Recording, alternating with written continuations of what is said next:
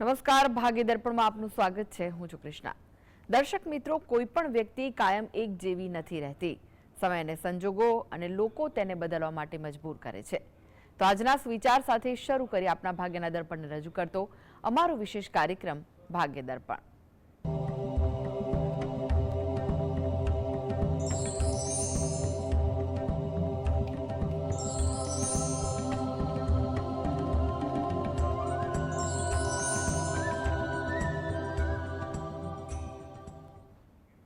તો ભાગ્ય દર્પણમાં આપના પ્રશ્ન નિરાકરણ, રાશિફળ, પંચાંગ વિશે માહિતી અને માર્ગદર્શન આપવા માટે આપણી સાથે જોડાઈ ગયા છે જાણીતા જ્યોતિષાચાર્ય ડોક્ટર હેમિલભાઈ લાઠિયા. હેમિલભાઈ, ભાગ્ય દર્પણમાં આપનું સ્વાગત છે. નમસ્કાર. નમસ્કાર. હેમિલભાઈ, સૌ પહેલા વાત કરીએ આજના પંચાંગ વિશે. તો શું છે આજનું પંચાંગ? આજે તારીખ 30/3/2025 રવિવાર, ચૈત્ર સુદ એકમ તિથિ છે 12 અને 50 સુધી. રેવતી નક્ષત્ર છે 16:35 સુધી, પછી અશ્વિની નક્ષત્ર છે. ઐન્દ્ર નામનો યોગ છે અને બાલવ નામનું કરણ છે. આજની રાશિ છે મીન, કે જેના નામાંક્ષર છે દ, ચ, ઝ, થ, જે 16 અને 35 સુધી છે. ત્યારબાદ મેષ રાશિ છે કે જેના નામાંક્ષર છે અ, લ, ઈ.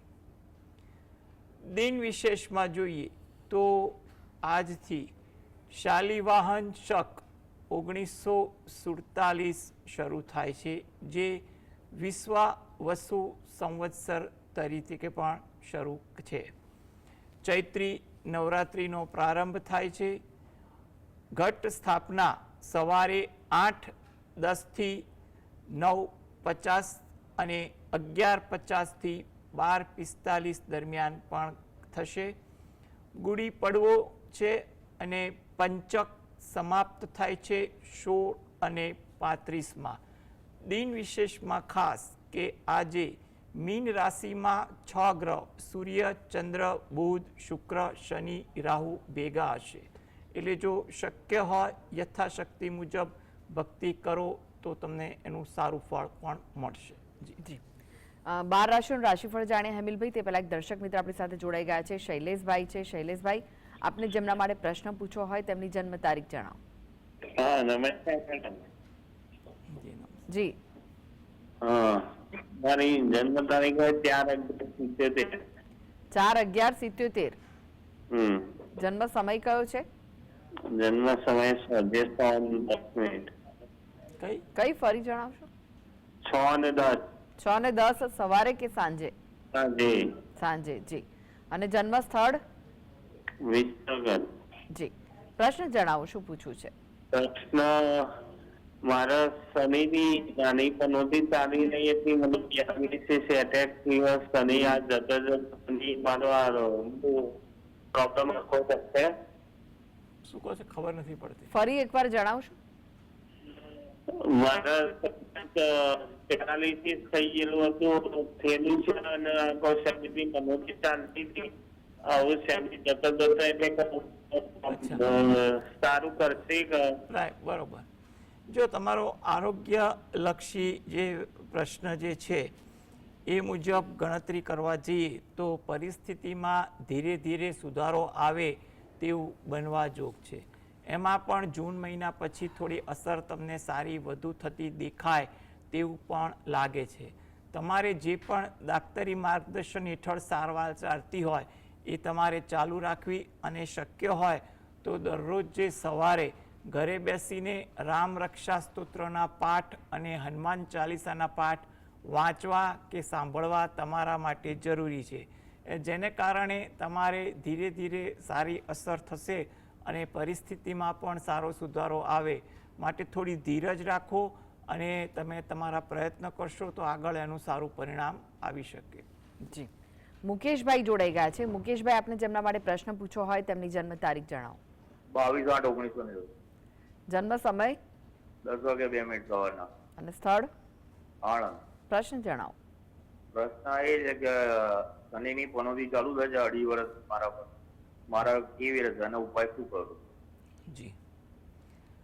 જો સૌપ્રથમ તો એટલું વાત કરી શકાય કે તમારા માટે અત્યારે શરૂઆતના 2 મહિના થોડીક વધારો ધ્યાન આપવાનું, અને પછી તમારે દરેકે દરેક બાબતે ચોકસાઈ, કાળજી રાખવી, ધીરજ રાખવી, ઉતાવળ ન કરવી અને વ્યવહારુ અભિગમ રાખશો તો પરિસ્થિતિ અનુકૂળ રહે તેવું બની શકે.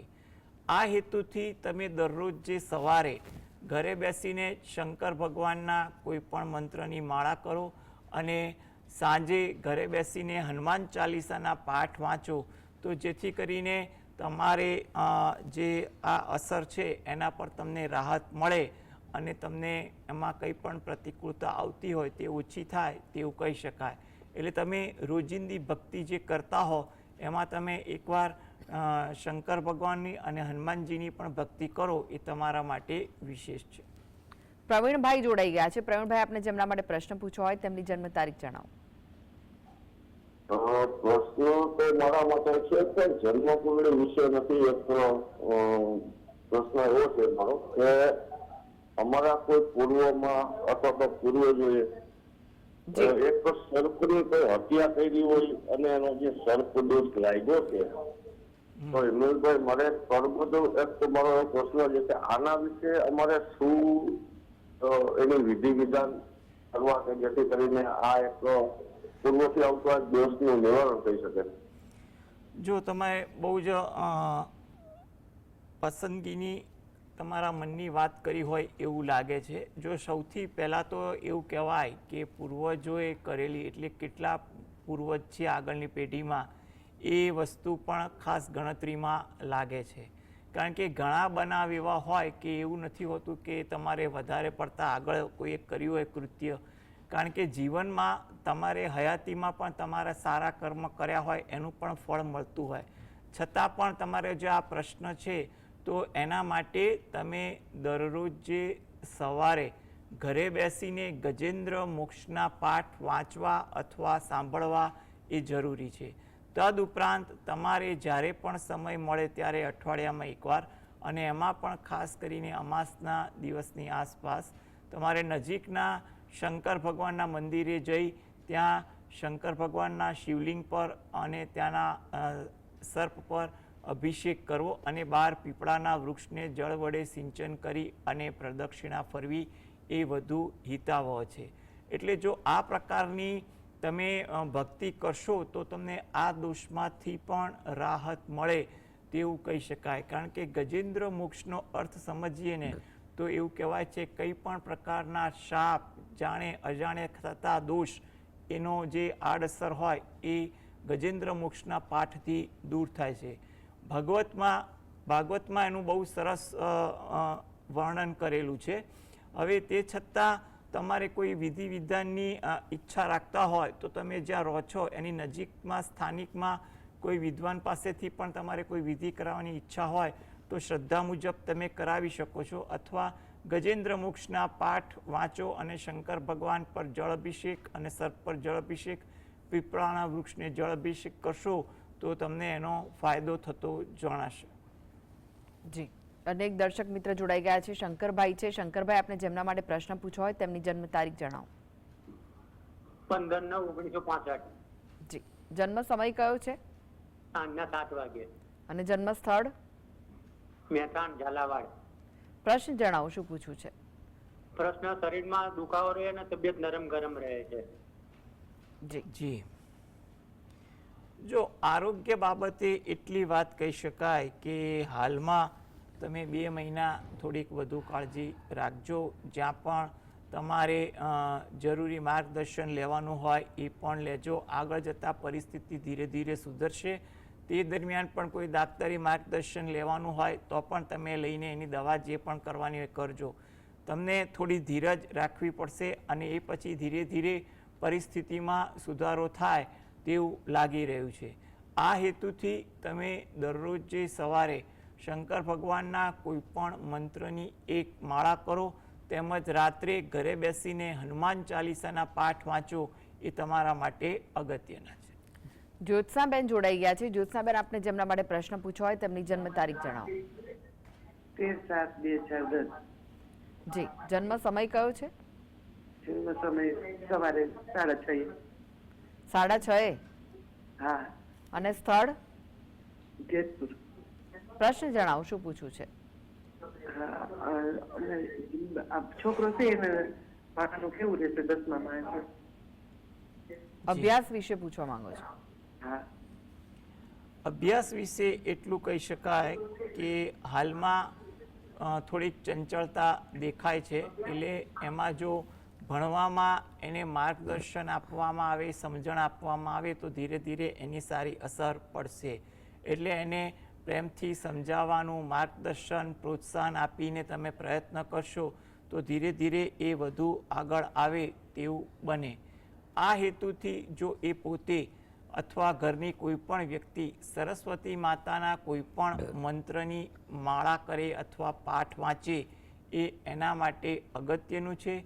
સાથે સાથે દત્ત બાવનીના પણ પાઠ વાંચે તો જેથી કરીને એની કંઈ પણ પ્રકારની પ્રતિકૂળતા હશે એ દૂર થશે. અને રાત્રે એકવાર હનુમાન ચાલીસાના પણ પાઠ વાંચવા એના માટે ઈચ્છનીય છે.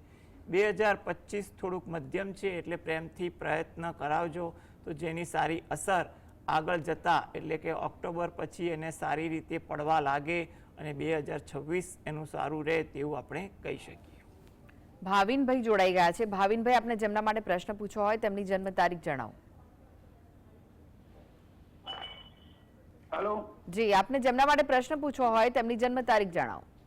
જન્મ તારીખ 19/9/77. જન્મ સમય? જન્મ સમય બપોરે 12:45. જન્મ સ્થળ કલોલ. જી, પ્રશ્ન જણાવો, શું પૂછવું છે? જન્મ મારે શનિની પનોતી ઈચ્છા તો ઉઠી ગઈ અને આરોગ્ય વિશે કેવું રહેશે અને આર્થિક સમસ્યાઓ બહુ ખર્ચા થાય છે એનું કેવું રહેશે? જી, જો સૌપ્રથમ તો તમારે આરોગ્ય બાબતે એટલું રાખવાનું કે કાળજી રાખવી એ અગત્યની છે. પરિસ્થિતિ તમારે ધીરે ધીરે દિવાળી પછી વધુ સારી થાય તેવું બને. એટલે હાલમાં આરોગ્ય બાબતે થોડી ચોકસાઈ, માર્ગદર્શન લઈ અને વર્તન કરવું એ વધુ અગત્યનું છે. આર્થિક બાબતનો પ્રશ્ન છે એમાં પણ તમારે થોડીક ધીરજ રાખવી ઘરમાં એ અગત્યની બને છે. આ હેતુથી તમે આ બંને પ્રશ્ન હેતુથી જો તમે દરરોજ જે સવારે શંકર ભગવાનના જે પાઠ છે, શિવ દરિદ્ર દહન સ્તોત્રના પાઠ છે, એ પાઠ વાંચવા અથવા સાંભળવા અને સાથે એકવાર હનુમાન ચાલીસાના પાઠ વાંચવા અથવા સાંભળવા તમારા માટે અગત્યના છે. એટલે ધીરે ધીરે આ બંને વસ્તુ કરવાથી રોજિંદી પૂજા પાઠ સાથે આગળ જતા પરિસ્થિતિ થોડીક સુધરે તેવું આપણે કહી શકીએ. જી, અન્ય એક દર્શક મિત્ર જોડાઈ ગયા છે, દમયંતીબેન છે. દમયંતીબેન, આપને જેમના માટે પ્રશ્ન પૂછવો હોય તેમની જન્મ તારીખ જણાવો. હા, એમનો છોકરાનું છે નામ દિવ્યેશ. જી, જન્મ તારીખ 8/5/94. 8/5 વર્ષ કયું છે? 94. 94. જી. 94. હા. જન્મ સમય કયો છે? સમય બપોરે 1:20. 1:20. હા. અને સ્થળ? ને જન્મ સ્થળ નવસારી. જી, પ્રશ્ન જણાવો. ને લગ્નમાં કઈ ને કઈ વિઘ્ન આવ્યા કરે છે. 2 વર્ષથી કઈ વાતો આવે અને બંધ થઈ જાય છે. કઈ વિઘ્ન નડે છે જો તો? જી, જો લગ્ન અંગે એવું છે કે હાલમાં કોઈ પણ જગ્યાએ વાતચીત કરવી હિતાવહ છે. લગ્ન યોગ અત્યારે પણ ચાલી રહ્યો છે, આગળ પણ મધ્યમ રીતે ચાલે છે અને પછી પણ સારી રીતે ચાલવાનો છે. લગ્ન યોગ તો છે જ, એટલે તમે એની કોઈ ચિંતા કરો નહીં. આ હેતુથી જો તમે પોતે દરરોજ જે સવારે તમારા કુળદેવીને 2 હાથ જોડી અને પ્રાર્થના કરો.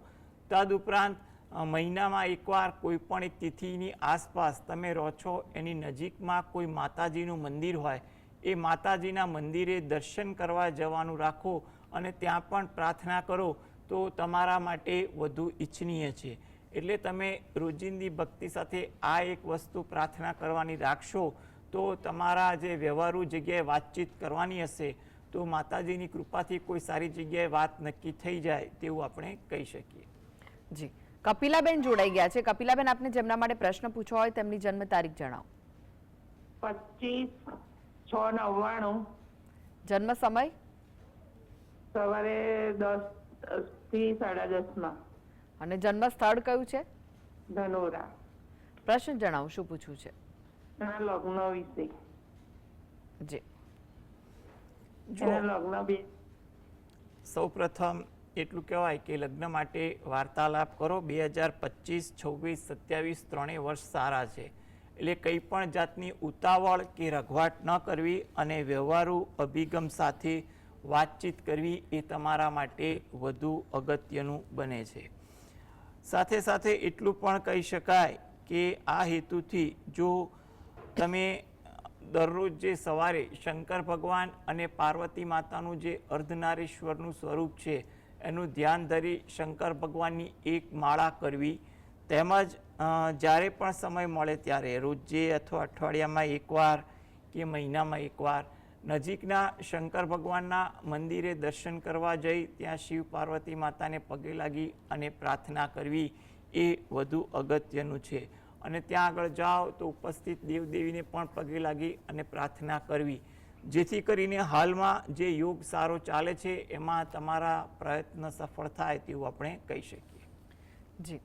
હેમિલભાઈ, રાશિફળની વાત કરીએ. રાશિમંડળની પ્રથમ 3 રાશિ મેષ, વૃષભ, મિથુન રાશિના જાતકોનો આજનો દિવસ કેવો રહેશે? મેષ રાશિ કે જેના નામાંક્ષર છે અ, લ, ઈ. થોડી ધીરજ તમારા કામકાજમાં રાખવી ઈચ્છનીય છે. વ્યવહારુ બનવું, જેટલા વ્યવહારુ બનશો એટલું તમારા માટે આજે દિનચર્યામાં સરળતા રહેશે. કોઈ જગ્યાએ અચાનક કામકાજ આવી જવાથી વ્યસ્તતા પણ વધે તેવું બની શકે. વૃષભ રાશિ કે જેનું નામાંક્ષર છે બ, વ, ઉ. કોઈ જગ્યાએ ઓળખાણ તાજી થાય, તમારા પરિચિતોને મળવાનું થાય તેવું બને. આતુરતા તમારામાં વધુ રહે, કોઈ જગ્યાએ વાત કરવાની હોય, રજૂ કરવાની હોય વગેરે જેવી બાબતોમાં આતુરતા રહે. વાર્તાલાપ કરવામાં થોડીક શાંતિ જાળવવી, જેથી કરીને કોઈ જગ્યાએ દ્વિધા ઊભી ન થાય.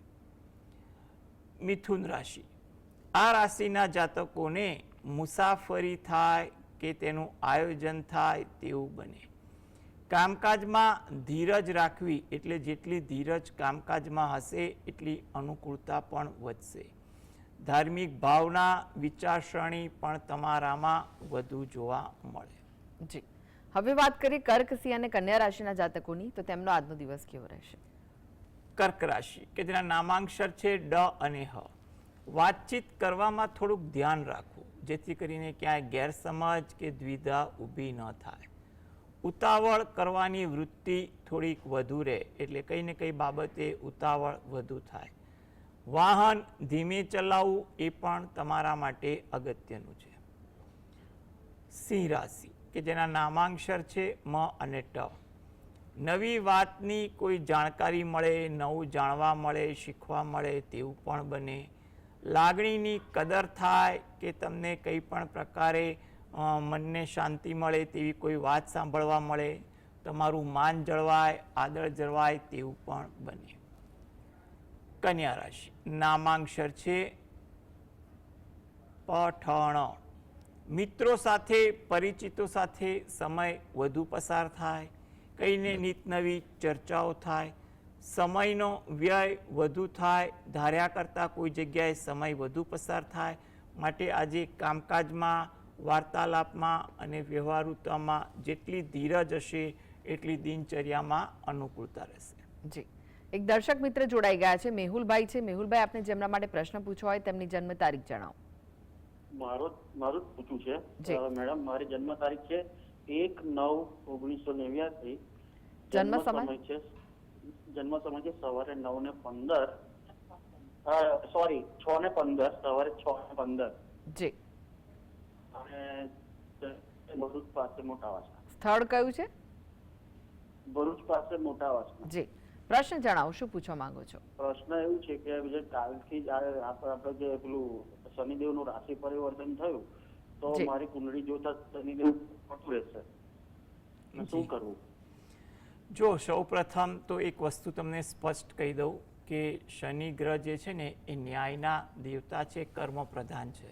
એટલે હંમેશા દરેક લોકોને સારું નરસું ફળ સરખું નથી આપતા, કર્મને આધારે ફળ આપતા હોય છે. અને તમારે એ બાબતે ડરવું નહીં. તમારી કુંડળી મુજબ પણ જોવા જઈએ તો પરિસ્થિતિ એવું હશે કે તમારી નીતિ અને ભક્તિ હશે તો પરિસ્થિતિ ઘણી હળવી પણ બનશે. કંઈ પણ દ્વિધા હશે તો પણ તમને રાહત મળે તેવું છે. અને આના માટે તમે દરરોજ જે સવારે હનુમાન ચાલીસાના પાઠ વાંચો અને શનિવારે શનિ ચાલીસાના પાઠ વાંચો તો તમને ઘણી પ્રતિકૂળતા દૂર થશે. અને કંઈ પણ જગ્યાએ ખોટો વહેમ ન રાખવો. જ્યારે પણ મન મૂંઝાય ત્યારે નજીકના હનુમાન દાદાના મંદિરે દર્શન કરી હનુમાન દાદાને 2 હાથ જોડી પ્રાર્થના કરવી, જેથી કરીને પ્રતિકૂળતાનું કંઈ પણ પ્રકારનું માનસિક આવરણ હશે એ દૂર થશે. જી, પ્રતિકભાઈ જોડાઈ ગયા છે. પ્રતિકભાઈ, આપને જેમના માટે પ્રશ્ન પૂછવો હોય તેમની જન્મ તારીખ જણાવો. 14/8/2002. જન્મ સમય? રાત્રે 12 વાગે. અને સ્થળ કયું છે? ધનોરા. પ્રશ્ન જણાવો, શું પૂછવું છે? મારે મેરેજ નું પૂછવું છે ને મારી નોકરીનું થોડું એ થયા કરે છે. નોકરી જઈ લાગુ છું ને તો આગળ નોકરીનું થોડું બરકત નહીં આવતી, નોકરી બંધ છૂટી જાય છે. જી, જો હાલમાં તમારે એટલું કહી શકાય કે નોકરી માટે પ્રયત્ન કરવા, કોઈ સારી જગ્યાએ માર્ગદર્શન હેઠળ ભલામણ હેઠળ પ્રયત્ન કરવા ઇચ્છનીય છે. જૂન મહિના પછી પરિસ્થિતિ સુધરશે તેવું પણ લાગી રહ્યું છે, એટલે એવી પણ કોઈ ચિંતા કરવી નહીં. તમારે દરરોજ જે સવારે ઘરે બેસીને ગાયત્રી ચાલીસાના પાઠ 12 વાર વાંચવા, અને જો સમયનો અભાવ હોય તો 5 વાર પણ વાંચવા અને ગાયત્રી માતાને પ્રાર્થના કરવી. નોકરી મળે શરૂઆત થઈ જાય તો પણ ગાયત્રી ચાલીસાનો પાઠ 1 વાર તો વાંચવાનું રાખવાનું, જેથી કરીને તમારે નોકરીની સ્થિરતા અને પ્રગતિ આવે તેવું આપણે કહી શકીએ. જીતેન્દ્રભાઈ જોડાઈ ગયા છે. જીતેન્દ્રભાઈ, આપને જેમના માટે પ્રશ્ન પૂછવો હોય તેમની જન્મ તારીખ જણાવો.